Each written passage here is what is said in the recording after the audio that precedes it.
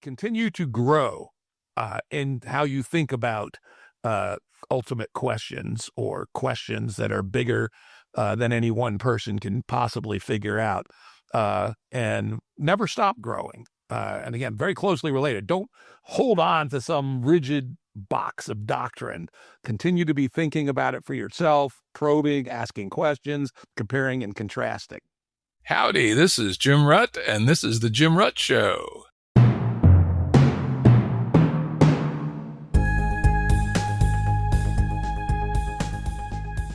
This episode is one of a series I'm doing on the worldviews of thinkers and doers. The premise is simple. I want to map how they actually see the universe and their place in it. Not just dig into their latest book or project, but explore the scaffolding underneath. Enjoy this opportunity to look backstage at the minds of some of my favorite people. This is another in the Worldview series, but with a little twist. Lately, several folks have asked me, so Jim, what's your worldview? And being a kind of a demure and quiet guy, I didn't feel like just coming in and bloviating. So keeping with our interview format, I asked my friend Brendan Graham Dempsey to guest host today's episode with me as the guest. Brendan has been on the show before, both as a guest and as a guest host, and has thought a lot about the question of worldviews. Indeed, a conversation with him on the topic was one of the inspirations for the Worldview series.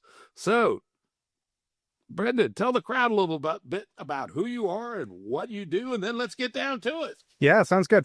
Thanks for the invitation to come back, and I'm looking forward to this. Yeah, I study worldviews, essentially, and I study meaning making. I'm the director of research at the Institute of Applied Metatheory, and we have a dedicated worldview studies initiative, and are also doing work in terms of meaning making and faith development that is really all about worldviews. I'm working with my colleague there, Nick Hedlund. I'm actually writing a really extensive paper on the nature of worldviews and synthesizing a lot of the literature on that. So very steeped in worldviews. I've been enjoying your series with folks, and yeah, this seemed like a really fun opportunity to put you in the hot seat. Have at it.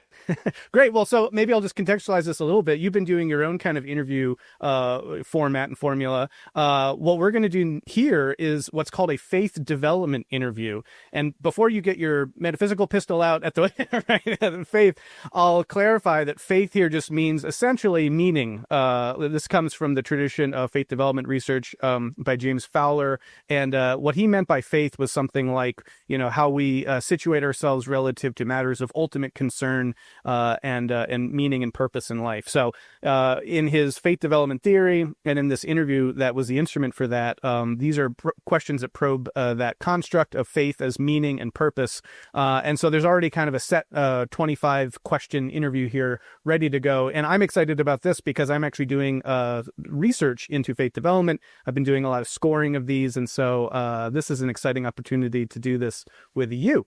So yeah, that being said, and all that out of the way, let's just dive into it. This interview has a couple of sections. There's a life review at the beginning, gets into questions of relationships, and then the real heart of it is the present values and commitments section and religion and worldview. So the first question, Jim, is question 1. Reflecting on your life thus far, identify its major chapters. And a kind of sub-question is, if you were to think about your life as a book, how would you name the different chapters? All right, I guess the first part would be growing up, from where we moved to where I grew up to going off to college. Then I'd say college years and a few years thereafter. Then I'd say work for another 25 years.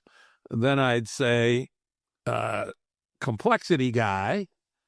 And then GameB guy, and then I would say add on to GameB guy, podcaster guy. All right, that sounds good. And another kind of follow up there is: are there any marker events that stand out as especially important in there? There were, obviously events in each of those. The one in growing up was when I, about halfway through age 11, when I had the epiphany that religion was bunk, basically. It was very fundamental to who I am and has only some nuance has been added to that, but not a whole lot.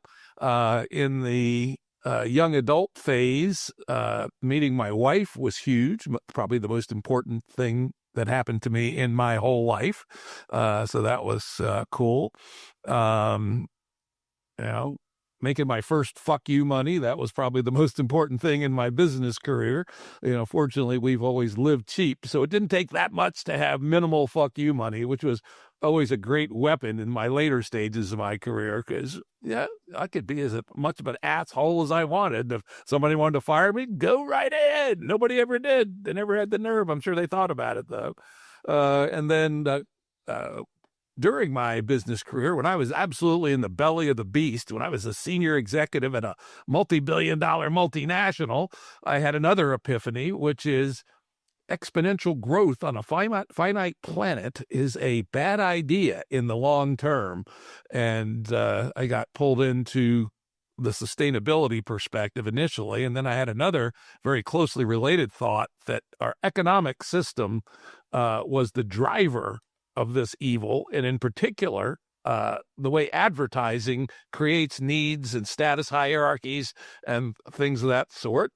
Next, towards the end of my working days, and then into my 10 years at Santa Fe Institute, becoming complexity guy, understanding that we are grossly overconfident in how much we know and how much we can control the unfolding of the universe. That there are a number of aspects about the nature of the universe, its emergent aspects, deterministic chaos, a bunch of other reasons. We must have considerable humility about what we know and what we can do. And in many cases, we may never know the answer to certain questions, called the limits of knowledge. And then GameB world was, hey, it's possible to change all this. So, awesome. Yeah, thorough and anticipating things to come. Okay, well, let's move on to the second question. Are there past relationships that have been important to your development as a person? Oh, yeah, certainly. My parents, they were really good. They came from, real not backward, but, low income, low socioeconomic status folks.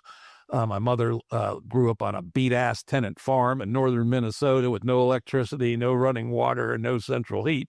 Left home when she was 14. My father dropped out of high school when he was 15, when his father died in the depths of the Depression, and they fell from lower middle class into impoverished. But they did really well in life. They my dad became a cop, and they moved to a post-World War II suburbs. I'd say they had amazingly good values, which they passed on to us. In third grade, I became friends with a new kid who just moved to our school. And unlike most of the people in our neighborhood who were in our area, who were upper working class or lower middle class, by weird coincidence, mostly because his father was a kook. His father was a PhD physicist, and his mother a master's in mathematics. And so I got exposed to a whole nother way of thinking about the world, and that was extraordinarily helpful. I had a couple of good high school teachers. Made some good friends in college, one of whom in particular opened my mind up to literary fiction in a broader way of kinds of music, which are still amongst my most favorite music, kind of outlaw country, etc. One of my early bosses was a great guy. In fact, I had dinner with him Monday night, a couple of nights ago, along with a couple other guys from our publishing company way back there in the 70s. And he taught me you could be a hard-ass businessman and an absolutely ethical guy. So that was kind of cool. And of course, I mentioned before, nothing compares to my wife, who's been just a monster of an influence on me. God knows what it would become of me if I hadn't met her when I was 22. Lovely. All right. Question 3. Do you recall any changes would be the major point here, changes in relationships that have had a significant impact on your life or your way of thinking about things? And some of them you've already alluded to already, but anything else that you'd like to add? Yeah, not really now, because most of them were positive. I can't say I had too many negative relationship things in my life. Okay, cool. This gets a little bit more at the worldview question. In particular, question 4, How has your worldview changed across your life chapters? And a little follow-up there, how has this affected your image of God or of the divine or what is holy to you? Well, obviously that one pivot point is key to that. When I was a kid, I was raised a Catholic. My father was a Catholic, sort of devout, but his mother was a go-to-mass everyday Catholic, as was one of his sisters. And so there's a lot of Catholicism on that side of the family. My mother was a deist. She, basically a Voltairean, Jeffersonian deist. So she believed there was something that created the universe, but basically left shit alone afterwards. But she had agreed to raise the kids as Catholics, as was required in those days for a so-called mixed marriage in 1950.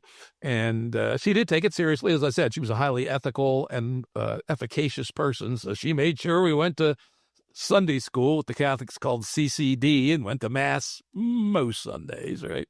And I actually kind of got into it, right? And I would say in fourth grade, we had a CCD teacher who had a significant influence on me, Mr. McMillan. And this was right after Vatican II, where Catholics became encouraged to read the Bible. Prior to that, they were strongly discouraged. Yeah, that's what you got priests for. Don't be reading that shit yourself and coming up with screwball ideas.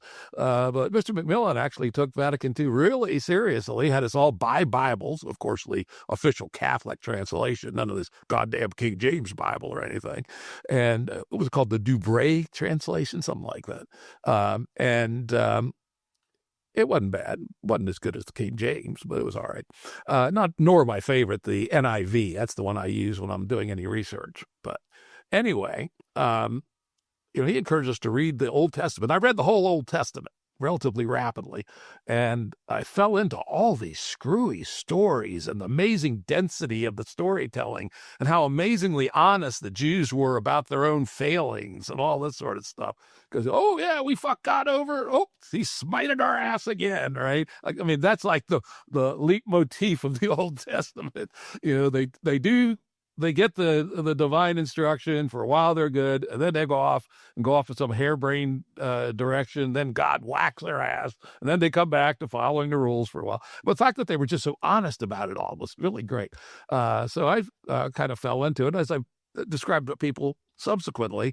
I'm really a sucker for intricate storytelling. In the same way I love The Lord of the Rings. Read it 39 times, most recently about 2 months ago. And while The Lord of the Rings is nowhere near as detailed and intricate as the Old Testament, it has that same kind of cool depth to it. So I was really quite into Old Testament. New Testament, I read that too. And I go, all right, that's nowhere near as cool from a literary perspective, but hey, now I know a little bit more about the story about JC and the gang and what have you, right? And I believed it more or less. But I was also always into science from a very young age, 5 or 6, and I read almost exclusively science, other than a little this, a little that, but that was most of it.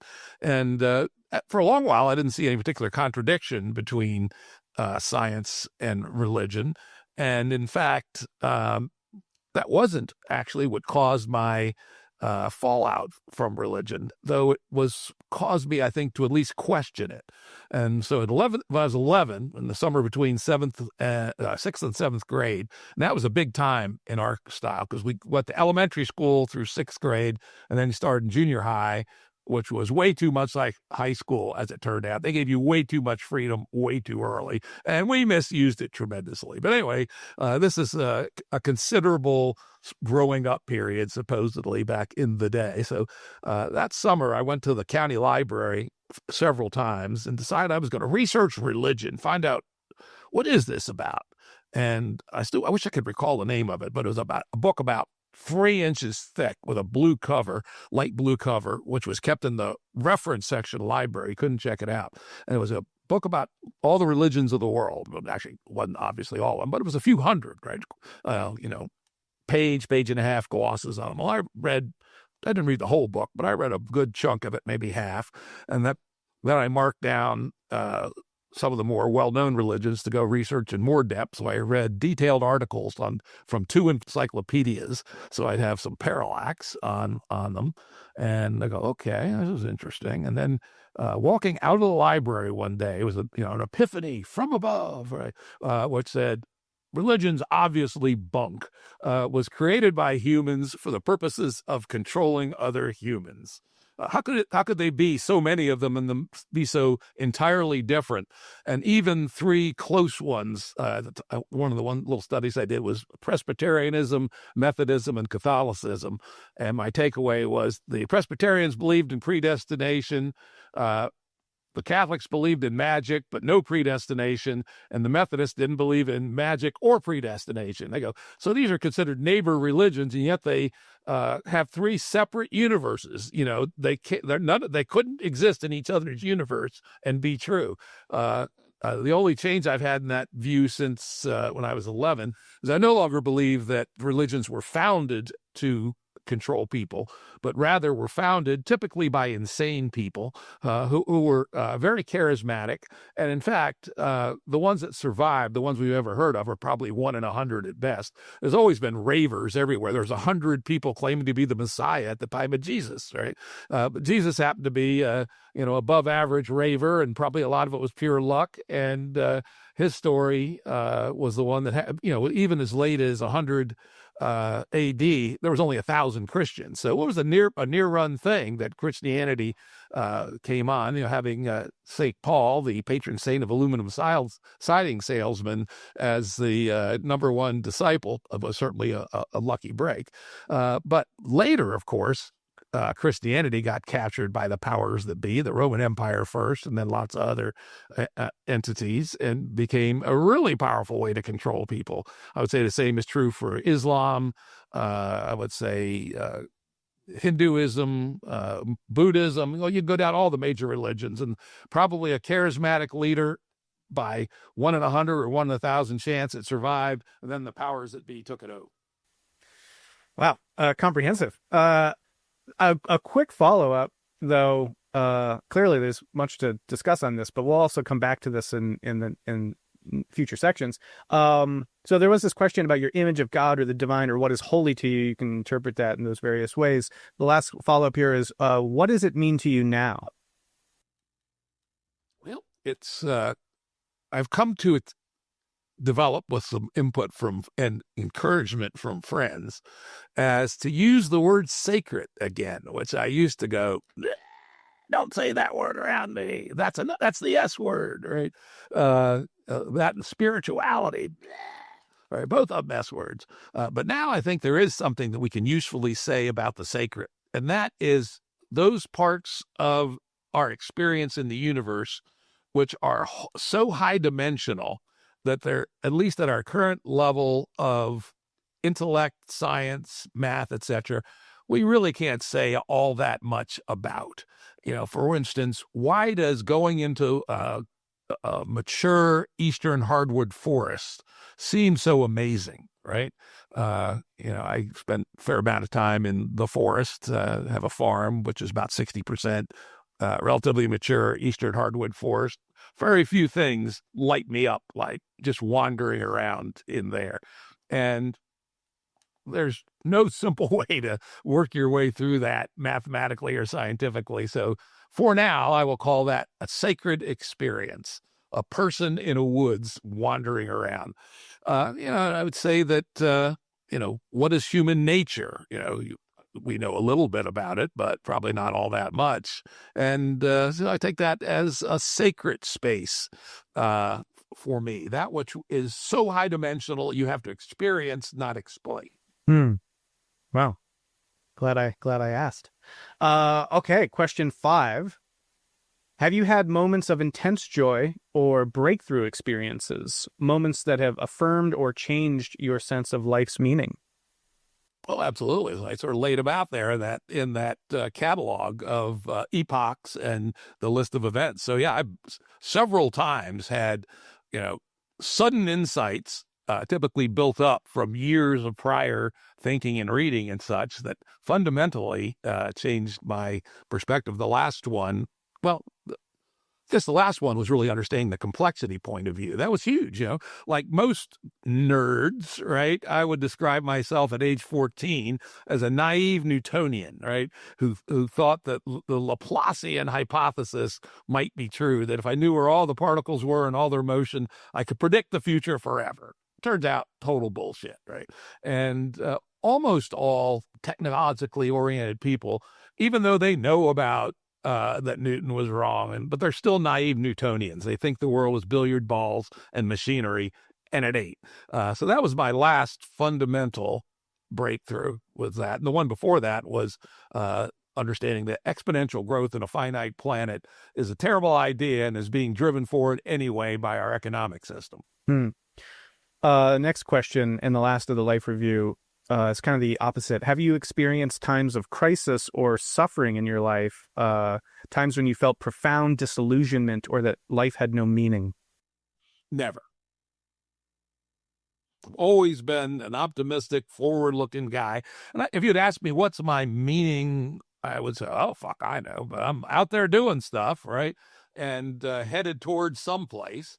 And I now know, I think, where that someplace is, by the way. Great. Well, we'll save that for our future questions here. Okay.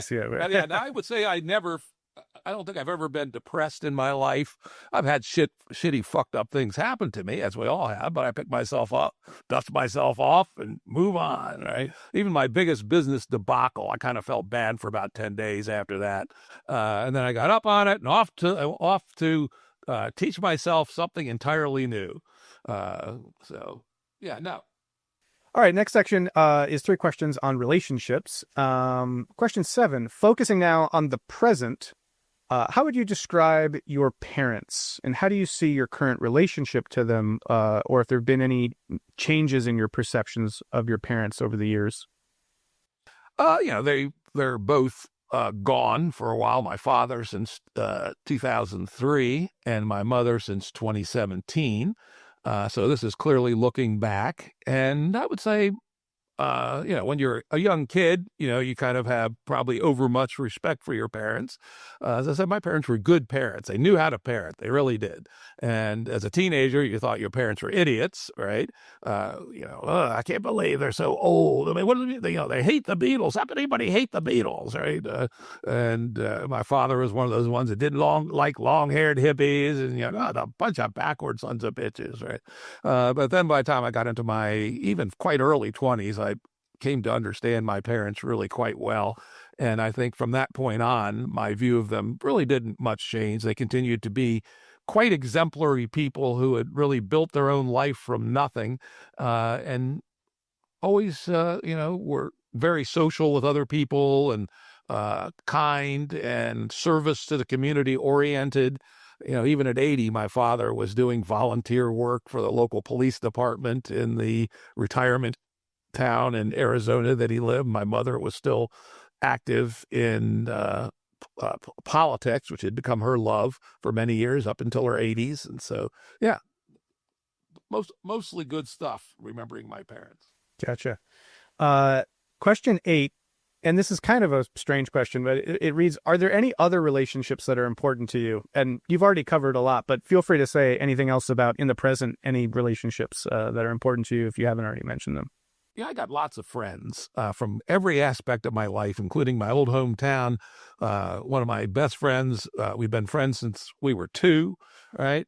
I had dinner on 2 nights ago with 5 of my friends from they're all overlapped in different parts of my business careers, and they all sort of knew each other, but it was kind of fun to have them all come down and have dinner. And then I got another group from my old neighborhood that we still go out from time to time, hunting and fishing, that kind of stuff. I have other friends from other aspects of my business career at various places we live. So I got a quite extensive friend network, I would say, which I'm very glad of. And probably at least the Dunbar number's worth, right? That kind of stuff. And, I mentioned earlier, my wife and my daughter, and now my grandkids, right? Awesome. All right. And then last question in this section, question 9, what groups, institutions, or causes do you identify with, and why are they important to you? I would say the complexitarians, right? Because that's the proper lens to understand the world. The GameB crowd, because we have kind of a whole bunch of history with our working on the ideas of GameB. And then I would say the broader liminal crowd, including the metamodernists and the ecologists and, that world, people who are, they may have different perspectives on the exact details of the road, but all have the same kind of smell in their nose on where humanity needs to go if it's going to make it through the next 100 years or so. Nice. Okay, now we come to present values and commitments. And here's where a lot more of the deep worldview questions start to really emerge. So question 10, well, here's a heavy one. Do you feel that your life has meaning at present? And if so, what makes your life meaningful to you? Well, it's meaning in the sense that I'm continuing to do things, right? And I'm doing things from a perspective of some sense of trajectory, right? Basically, for me, there's three things which I think are important right now. And a lot of this goes to my deep understanding of the history of life and humanity, etc. And that indeed exponential growth in a finite planet driven by an economy that wants more of exponential growth is a bad thing and has taken us way off track. And so actually before that, I'm going to give the third piece. Normally I do it in the other order because of the nature of the audience. I'm going to do it in the third one first, which is, as far as we know, we're the only intelligent life in the universe.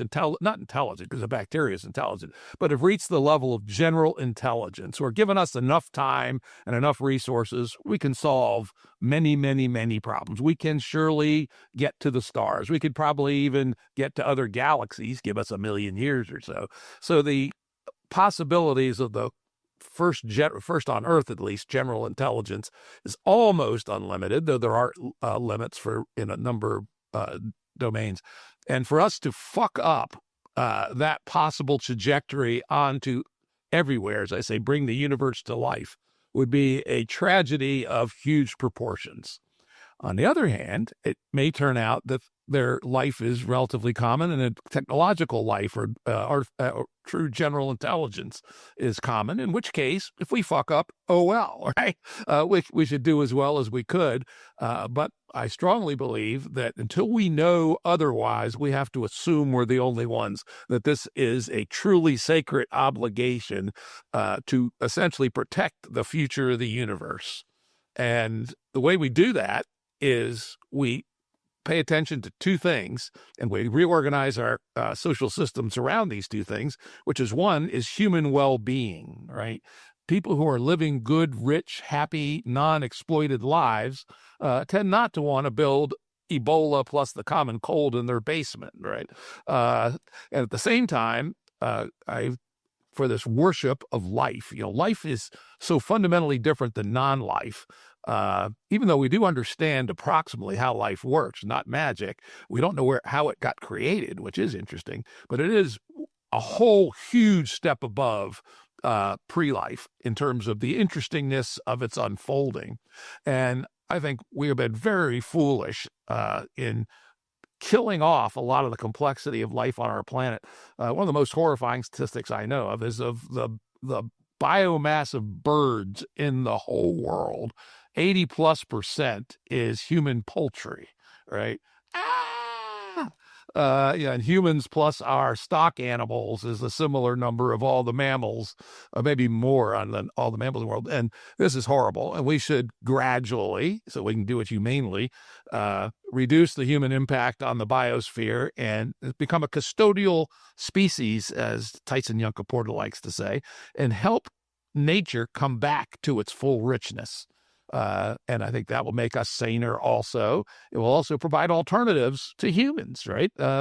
My favorite candidate to be the next general intelligence on Earth would be the raccoon. If you ever tried to keep raccoons out of your trash can, they're smart little motherfuckers, right? And they got quite little hands, and they can stand up partially. Give them another 30, 40 million years, no telling what might come out of those guys. So we got to be treat nature as sacred. We have to work towards human well-being so as to keep this pathway to the future open. Beautiful. Yeah. Great. Question 11. If you could change one thing about yourself or your life, what would you most want to change? Well, I wish I was less fat. I've always had more weight than was good for me, at least since I was 18. So, yeah, it'd been nice to be a skinny guy. What the hell, right? Well, otherwise, not that many things. I mean, obviously, I made some decisions that might have been better made the other way, but none of them were disastrous. And some of them were really good, even though a lot of people thought I was nuts at the time. So, yes, and overall, no, not really. Okay. 12. Are there any beliefs, values, or commitments that seem important to your life right now? Well, I would say those three that I just basically gave. That a rich and improving natural world, a focus on human well-being for all people on Earth, not just people in the West, and having a path to the future for humanity. And of course, that's in my personal persona, but also my public persona. And then, of course, I also believe it's very important for me to invest in my friend network, my family, my wife, my daughter, my grandkids, etc. So I, spend at least as much time on that. Well, maybe say a little bit more about some values specifically, if there are particular values that are important to you. Values. Life is better than non-life, first and foremost. That informs all the rest of them. Fairness, non-domination are really important to humans. We know from how the foragers lived, for 95% of the history of humanity, we lived in small groups, less than 150, a lot of times around 50. And one of the things we've learned about how those people lived is they hated to be dominated, and they built a social operating system, most of them, to make sure they were not dominated by the big men who wanted to boss them around. And some percentage of men just want to boss people around. And if you look at chimpanzees, they have as a species, our closest neighbor, extremely rigid hierarchy of dominance. Right? Bonobos have a different but also kind of dominant hierarchy, structured differently, more coalitions of females, but it still ends up being a dominance hierarchy. And humans, even though those are our two closest relatives, were able to defeat the dominator operating system for most of our history until the invention of agriculture. So those are key values to me. Great. Question 13. When or where do you find yourself most in communion or harmony with the universe? In nature, for sure. Walking in the woods, paddling in a canoe on a totally empty lake way up in Canada, and then, more socially, sitting around a campfire, particularly in the winter where the sky is so clear. You look up at the Milky Way, you look like you could fall into it. Those to me are where, I feel most resonant with whatever is so high dimensional that we can't speak of it. So therefore sacred. Great. 14. What do you consider mature faith or mature ways to handle existential questions? I think first is humility. Your chances of being right may be a lot smaller than you think. And in fact, that was probably the gateway to my rejection of religion was, how the fuck could 10,000 religions be correct, right? They can't. They're all wrong. At most, one of them is right, probably zero. So whatever commitments you make, make them relatively lightly. Don't go kill people about it, right? Because you're probably wrong in lots of ways. Science is wrong in lots of ways. And when they look back 500 years from now, what we thought was correct, they're going to laugh. They go, holy shit, they believe that? But unfortunately, it does seem to be a human failing to want to hold on to your beliefs dogmatically and kill people about them. Don't do that. Anything else besides humility in terms of mature ways to handle existential questions? Closely related, continue to grow in how you think about ultimate questions or questions that are bigger than any one person can possibly figure out. And never stop growing. And again, very closely related. Don't hold on to some rigid box of doctrine. Continue to be thinking about it for yourself, probing, asking questions, comparing and contrasting. Lovely. Okay. Question 15. When you have an important decision to make, how do you generally go about making it? And can you give an example?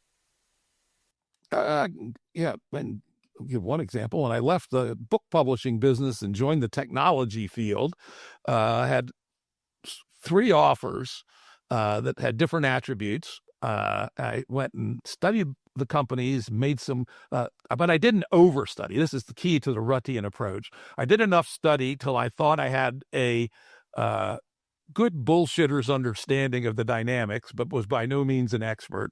Kept it all in my head, and then I went for a 3-mile walk. And when I have one of these key decisions, what I tell myself is, I will make the decision before I put my foot back on the front porch.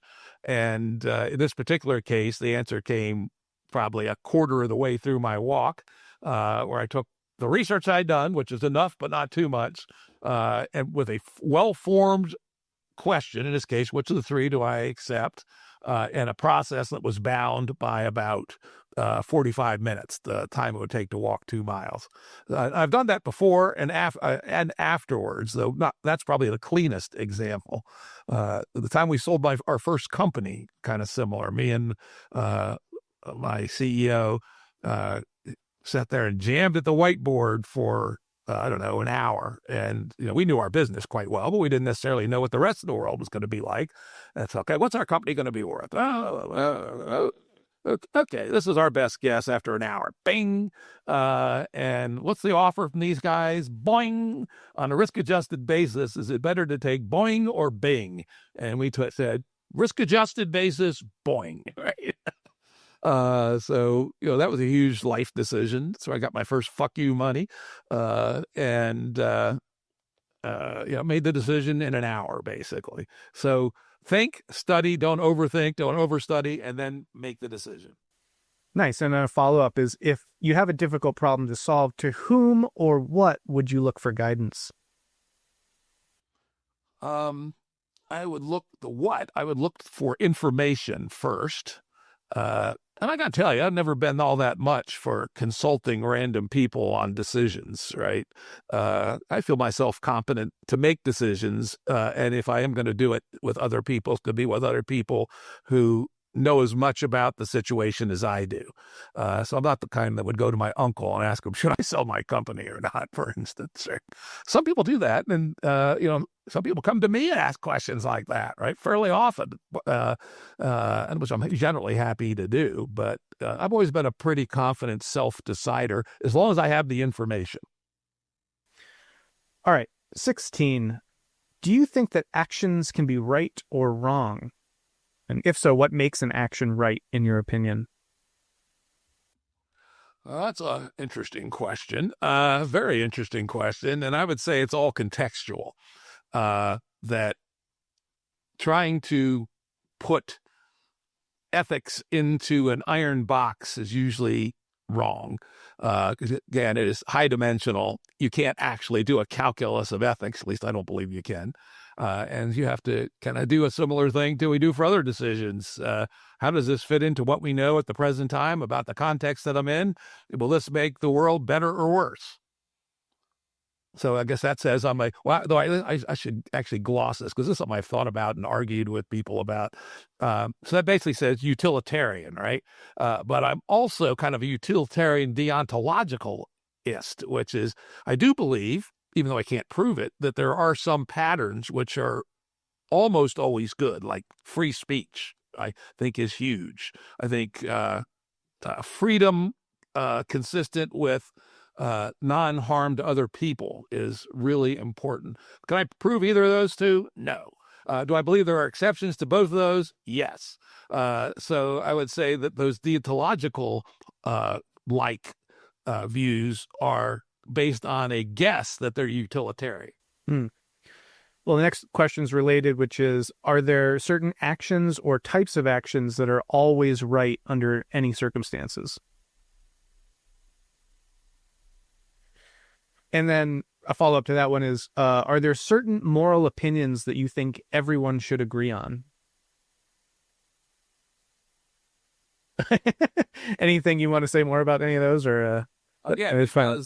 Because what I said earlier about it being contextual and kind of this odd hybrid of deontological and utilitarian, you can make some principles and groundings, but there's going to be corner cases where they're not right. And one last quick follow-up clarity point there. So in saying that's all contextual, I don't hear you saying that it's all relative, but just that all of this other contextual information needs to be considered. You say that there is a better or worse outcome, so you're not saying that. So maybe just speak a little bit more about the difference between those possibilities of contextual versus just it's all relative. Yeah, and I would say that you might say it's meta-relative, right? For instance, when I'm talking about does it make the world better or worse, I take it from my values of human flourishing and well-being, ecological richness, and a path forward for humanity through the bottleneck to a glorious future, bringing the universe to life or meeting the other galactic citizens, right? And so if without those values, and then I would say other people could have other values. I don't believe people have to have those values. But if I have those values, then I can make right or wrong decisions. But whether the values themselves are right or wrong, I can't prove. They're just the ones I happen to like and I think are right. Gotcha. All right. We've come to the last section, which is the religion and worldviews section, explicitly. Question 18.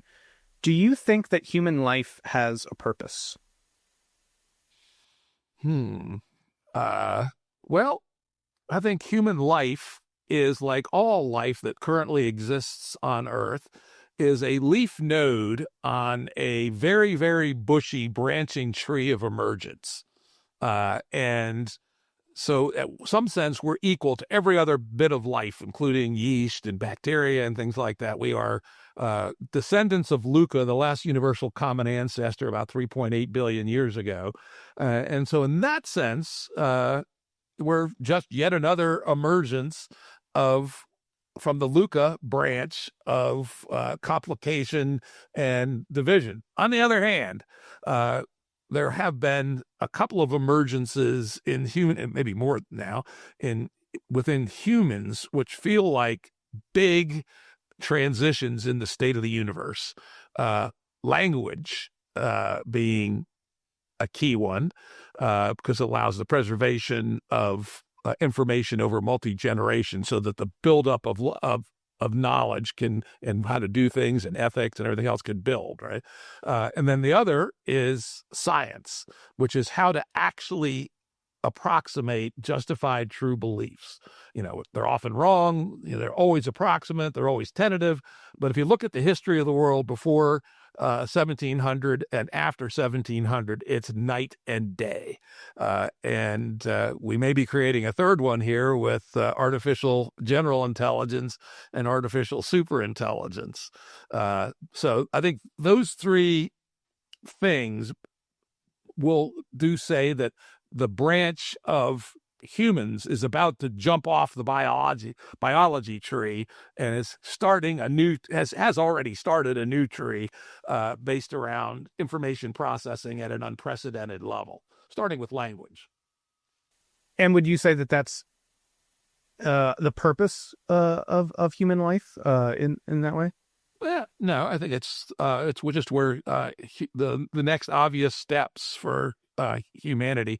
We say purpose. I mean, did someone when Homo sapiens came into being 300,000 years ago? He said, "Oh, the purpose of Homo sapiens is to invent language, technoscience, and then artificial intelligence." I say, hell no. Everything that makes sense within biology only makes sense within the context of evolution. So it turned out there was an evolutionary gradient towards those things, but the most important one, probably language, may well have been selected for its ability to seduce the other sex or to manage gossip and things of that sort. And so the other follow-ons were essentially unseeable by evolution at the time it was working on evolving language. So I'm saying that what we see is an exploration of adjacent possible, and a lot of it's accidental, so nobody stamped a purpose on humans when they were created. We had certain capabilities, and some we have not actualized, some we have, and we've taken a trajectory through adjacent possible space to be where we are, where we then are to some degree are stepping off biology into the next thing. Follow-up is, do you think we are affected by a power or powers beyond our control? Yeah, the weather. But in terms of supernatural, no. I am a strong disbeliever in supernatural anything. On the other hand, my mind is always open. Give me the evidence, folks. For instance, one of my good friends just retired as a Presbyterian pastor. And one day, she loves to argue. She's a former lawyer, right? And we always have fun. So anyway, one day she said, "Jim, what would it take for you to become a believer?" And I said, I got an easy answer for that. Give me 2 weeks notice so I could round up 1,000 witnesses and 5 video crews to surround the Washington Monument. Then I want the Washington Monument to rise 300 feet in the air, rotate 3 times around its central axis, set itself down on its base without damaging itself. You do that, and I'll bend the knee, take off my hat, and say, I was wrong. Gotcha. All right. Question 19. What does death mean to you? And what happens to us when we die? Yeah, I've got a pretty specific view on that, which is life, this thing we've talked about, is a very amazing system of negative entropy. Entropy is the tendency towards the increase in disorder in systems, right? It's the one law that can't be broken pretty much in toto. But life has produced this very cool trick where entropy is reduced inside of the membrane of any living thing. So the order is way higher than you'd expect it to be.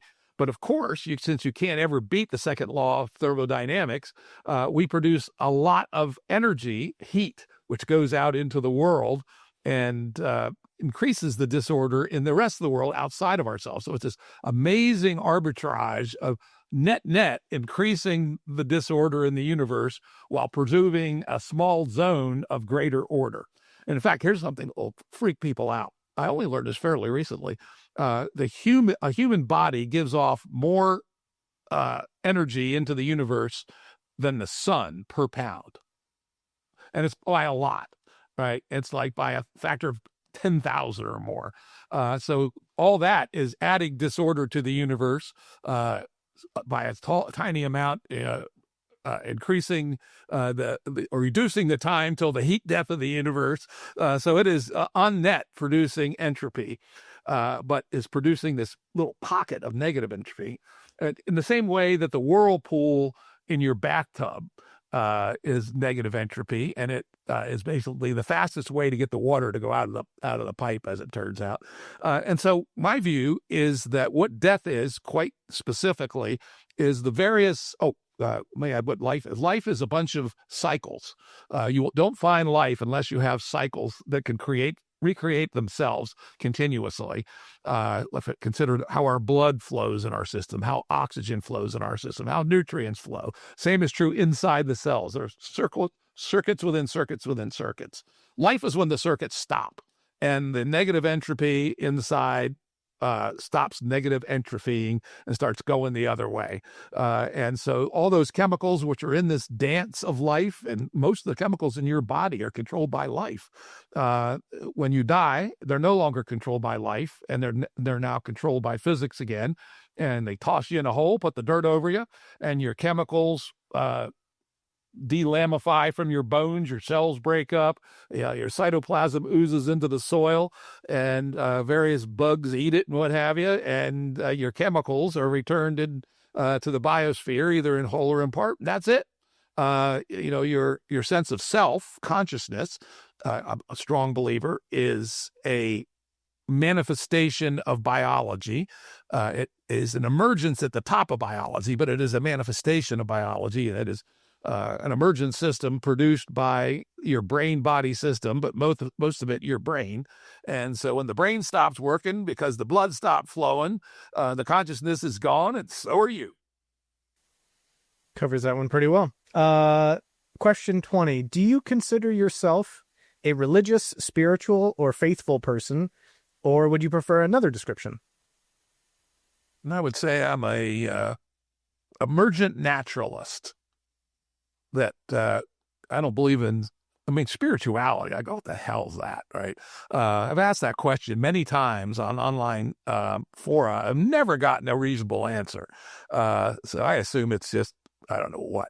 But so I'm definitely not one of those. Religious, definitely not. Even though some of my friends claim that I am. They say, oh, you're the most religious person I know, almost. And I go, okay, whatever. But I would not label myself such. So I believe that the world is a natural thing, even though we can't fully understand it, nor is the thing we see out through our eyes an actual direct readout of reality. We essentially produce a useful hallucination of reality, and we've evolved for that hallucination to be as accurate as we could make it within a reasonable energetic budget. So I'm a realist in that sense. I don't believe we're a brain in a tub or something. In a vat, yeah. Even though we could be, and this is hugely important. Part of my worldview is I can't prove any of this shit, right? The universe could be 5 seconds old. That was created with our memories in place and airplanes flying and fossils in the ground, and then the universe flicks out of existence 5 seconds from now. The so-called Boltzmann brain hypothesis. I cannot disprove that. So whenever we choose a metaphysics, we are choosing for some other reason other than that we can prove it. And my factor on this, we talked about this in the last show, my minimum viable metaphysics, which people can see on Substack, jimrutt.substack.com. I just assume a number of commitments because they're useful, or they appear to be useful in living our lives. And I make no stronger claims than that for my own metaphysics. And I think that's very important. Okay. Question 21. Do you pray, meditate, or perform any other spiritual practice? Okay. I did meditate 40 days before I did my 10 hours of episodes with John Vervaeke, just so I would know a little bit about it. I use the Sam Harris meditation app, which I still have on my phone, but I just found it modestly interesting, but nothing that was able to get me to continue doing it. Maybe as an extension of that question, you mentioned this idea of the sacred earlier. Are there any practices that you do in any degree of regularity or irregularly that you feel like are a cultivation of that or a pursuance of the sacred broadly conceived? Nope. It happens when it happens, right? I don't think of it as a practice or something to be scheduled. I think I'm going to go for a walk in the woods today is more like it. And it's just probably, it's funny, in our GameB world, I strongly recommend an ecology of practices a la John Vervaeke for communities. And I also recommend that, well, if you want to, you can add some metaphysics, but it's no real necessity. The practices themselves are shown to work. And I probably should do practices, but I don't, just my nature.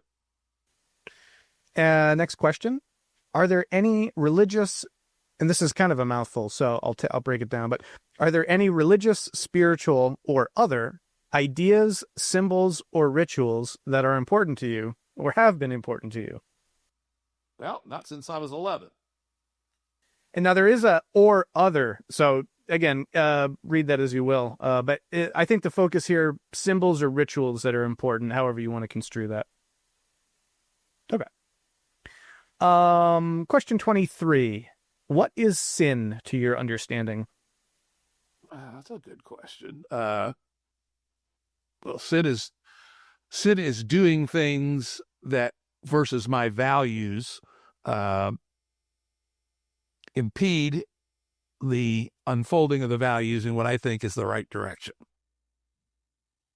So somebody gratuitously chopping down a forest and just letting it lay, that would be a sin for sure. Killing somebody would certainly be a sin. That certainly does not help human well-being. No, there, like as the Texas Rangers used to say on the frontier, the first question they'd ask when they came to investigate a murder was, "Did he need shooting?"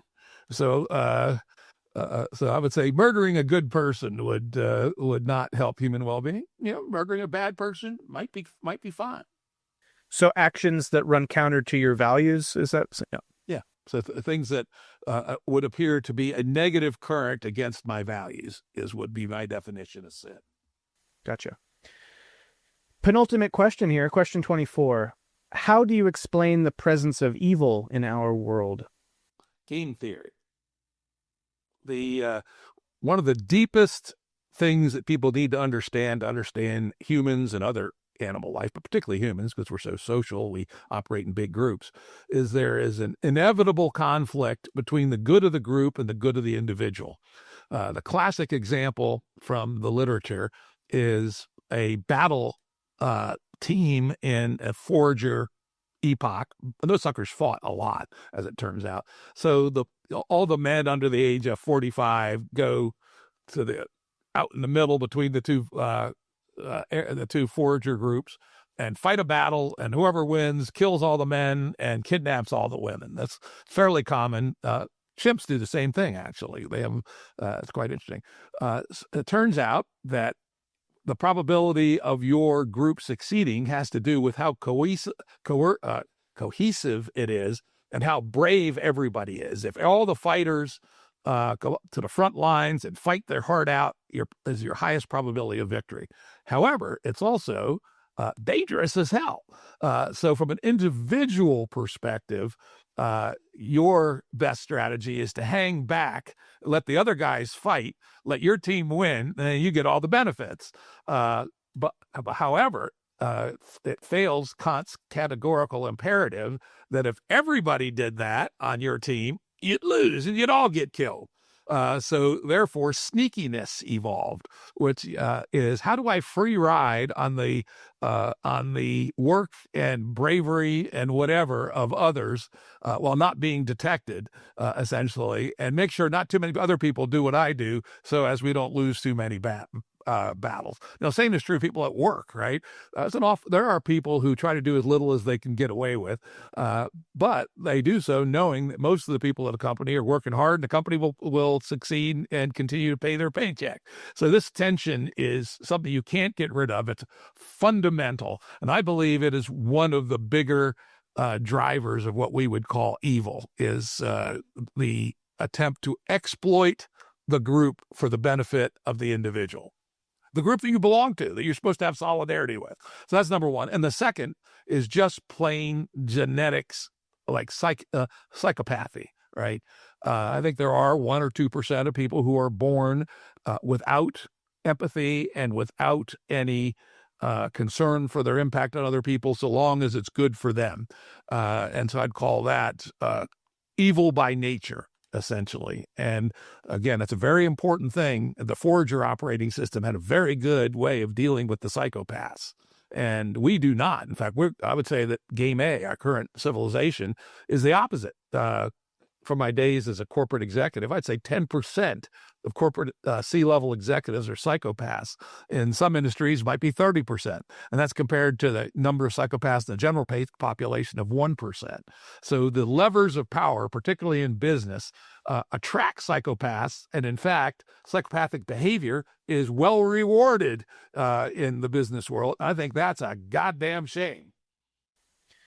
Indeed. Well, down to our last question here. If people disagree about issues of worldview or religion, how can such conflicts be resolved? Well, you go back, unfortunately, to the degree one is dogmatic, they can't be, right? If you're a Presbyterian and talking to a Methodist, I don't think you're going to convince the Methodist that there's predestination, nor are you going to convince the Catholic that their priests can't work magic, right?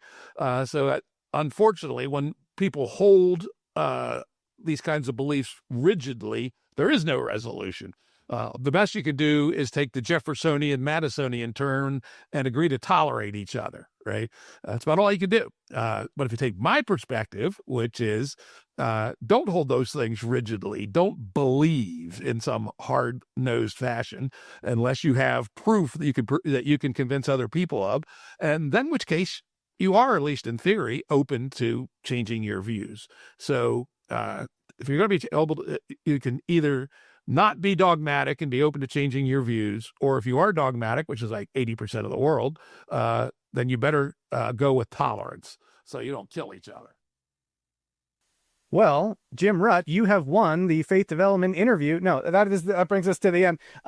Wonderful. Thank you so much. That was incredibly rich, and I think we did that in just about an hour's time, so also efficient. But yeah, how did that land for you? Anything else also that you'd want to throw into the mix after any of that? We talked about emergence. We talked about evolution. We talked about the fact that we can't prove any of this shit. That all we could do is do one little thing, just sort of a framing thing about my worldview at the macro level, and it speaks to how little we can know, but we can know a fair bit, which is the universe seems to have a scale from so-called Planck level, which is so small it's unbelievable that we can't come within many orders of magnitude of looking at what's going on at the Planck level, but that appears to be kind of the fine granularity of our universe. And then the universe as it seems to exist, this thing that came into being 13.8 billion years ago, that's a scale. Those are two scales. We're in the middle. We are a mesoscale entity, and we have no real intuition about things smaller than about a millimeter, nor any real intuition about anything bigger than a few thousand miles. And so we live in the middle. We're caught in the middle. And our ability to go up and down from that has been improved by our scientific instruments and stuff, but they're still a long way from either end. And that alone ought to give us some humility when we make pronouncements about anything, is that we're a very long way from the largest or the smallest, and we are highly biased by the scale at which we exist, and of course our senses and things of that sort. Yeah, I'm glad you added that. That also makes me think of the work of Nancy Ellen Abrams, I think her name is. I'm not sure if you're familiar with her. She wrote a book called A God Who Could Be Real, and she takes a complexity approach and an emergence approach to kind of, the question of, to the big questions. Anyway, there's a whole section where she kind of makes that whole point. She calls it Midgard, and kind of drawing on sort of the Norse kind of map of where, we're in the center, we're in the middle. Anyway, also someone who, if you're doing more worldview interviews, she'd be probably someone interesting to talk to. But yeah, that brought that up for me. Yeah, email that person's name to me, and I will check it out. Well, hey, I mean, I'm happy to talk any more about worldviews or any of these ideas if you want, or call it wherever you want to. But this was a very rich and awesome interview, and gives me actually a lot that I'd like to explore with this in the research that I'm doing. So we can also talk a little bit about that. So you're going into a data set here with this interview that'll help further understand how people make meaning in terms of complexity and things of that nature. So that'll be fun. But yeah, anything else you'd want to talk about before we call it? Yeah, nothing on my mind, but if you have anything you want to probe on a little bit, probably another 10 minutes if you feel like it, but we can also wrap it here. Sure. Well, one last thing I will, interested for you to say a little bit more about, and I think this is a really interesting question, because I think maybe, because there's so much of everything that you're saying that I profoundly resonate with, may have been, very influenced by a lot of the ideas that you put forward in your work and stuff. and your podcast and all that. But it does come down to this question of meaning and purpose. So on the one hand, there's a sense of, as you were talking about, the sense of your life having meaning and sort of, following this trajectory and not letting sort of the ball of complexification drop, and carrying forward the bringing to life of the universe and all that. And on the other hand, there is also this highly contingent, maybe random way in which this path-dependent thing emerged, and we're just kind of doing things.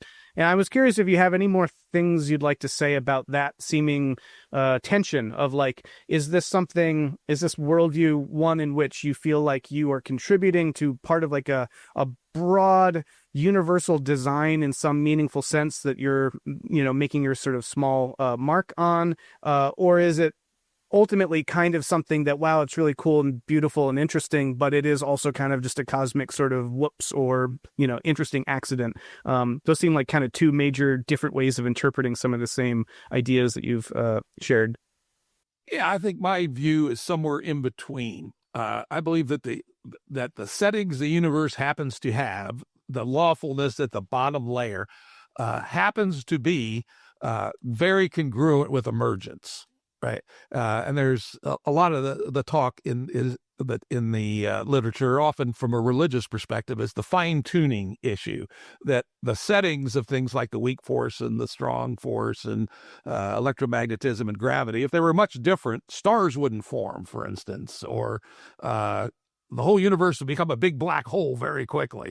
And so I do believe that the universe is set up. I'm not going to say designed. I'm going to say is set up.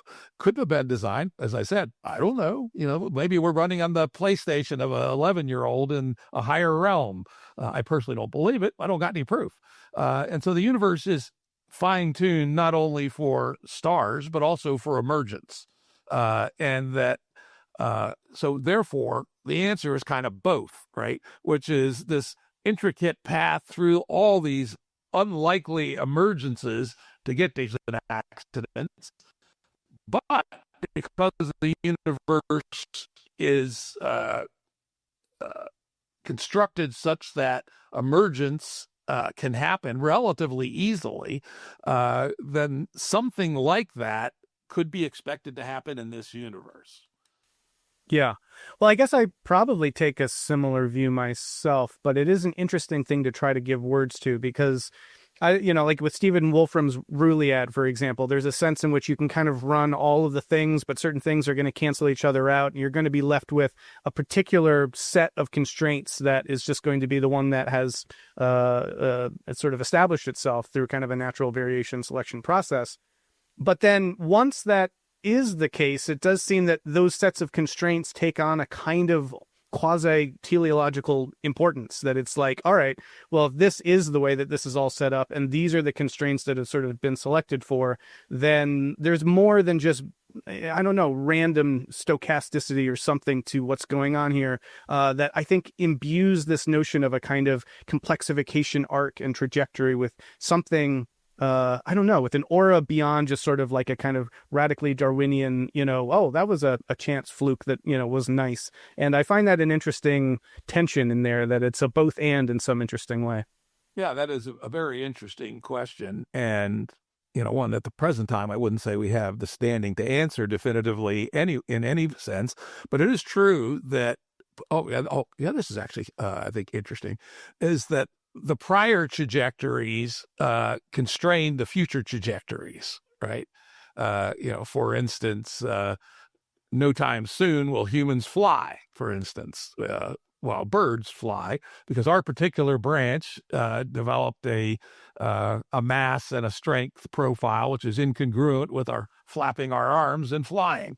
And so the past has pruned the adjacent possible in a very significant way.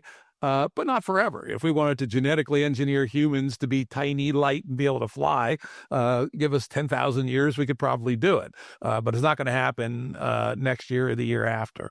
So I think there's another way to kind of say both and, is that the universe had the right settings for emergence. There's been lots and lots of emergences. Each one of the leaves at the node is constrained on its next steps by where it came from and what its history has been. Yeah, I guess I'd also like, for me, it comes to a big normative question as well, which maybe is ultimately a philosophical one that just, as you say, you kind of have to just, affirm or assume something. Um, but another element that I see in this big story that doesn't necessarily come out as much in the way you articulate it is this way in which, as you follow this whole evolutionary complexification process, it does lead to consciousness, and it does lead to then the expansion of the ability to experience this universe more richly and in more nuanced ways. And also, arguably, it moves along a trend of sort of increasing concern for others and well-being, and a kind of increasing cognitive light cone that wants to take into its scope more of reality and thus know more and care more. Now, all of that starts to sound very normatively weighted to me in a way that, like, it's not to just speak of it only as some kind of flowering that happens and it happens just because it happens is not quite adequate to capture something that also seems very beautiful and even good in some kind of axiological way. So I don't know if you have any thoughts about that element as well. That's a good question. Let's see. I guess I would say that it's a matter of capacity for information processing. Without language, you're not going to find Kant's categorical imperative, right? Imagine chimps sitting around going, right? Not going to happen.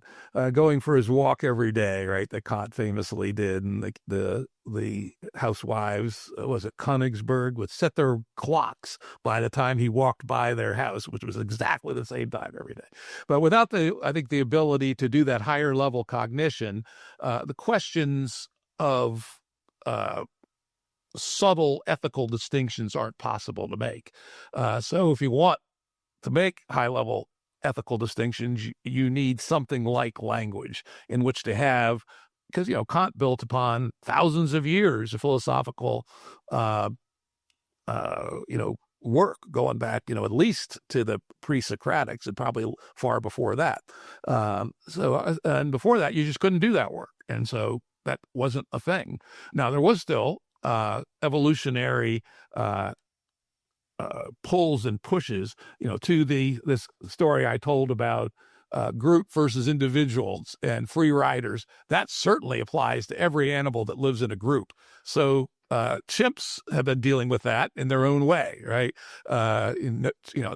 Punishing defectors and rewarding those who cohere to the good of the group. They didn't have language to do it, but they must have had their own ways of doing that. Yeah. Yeah, I guess I find it an interesting and enticing possibility, or seeming, I mean, you can make an argument for it. I won't call it a fact, but I believe it to be the case that there's a meaningful way in which the same trajectory that you are describing, and the one in that free energy rate density increase over time that you mentioned, that the humans emit more kind of entropic heat than stars in terms of in terms of the density per unit of mass and all that. That free rate energy density curve increases, and the fact that along that curve is the one where you see the emergence of language, and then also the emergence then of the ability to expand ethical regard and scope and all that. That those are paired in a meaningful way, raises this question of, like, is there some teleological element in ways that could be construed fully naturally that somehow bring together our ethical and maybe even spiritual intuitions about reality and the scientific and the factual nature of reality and evolutionary history in such a way that we can unite those, whereas I think a lot of our modern worldview tends to separate them, as it's like there's facts and then there's values, or there's the way things are and then there's the stories we tell ourselves to either more effectively oppress people with religion or what have you. But there's a different narrative there that I find very compelling, and it's interesting. But I guess one last question I'll ask you, and then we can call it there, is in your worldview, when you view the world, when you look at life in your own life, what sort of, at the end of the day, the stamp is it a stamp of approval and a yes, this is good, or is it a sense of 4 stars or something like, I'll pass on this next time if I get the opportunity. Yeah, all things considered, I've had a fine life. I've been lucky. I've been skillful. I was endowed with a set of skills, and of course had some endowments as well, like we all do.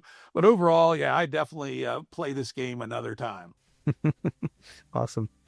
Well, thanks, Jim. This was really great. I really appreciate the opportunity to interview you, and appreciate it, and am enjoying the series. So look forward to who else you're going to talk to next.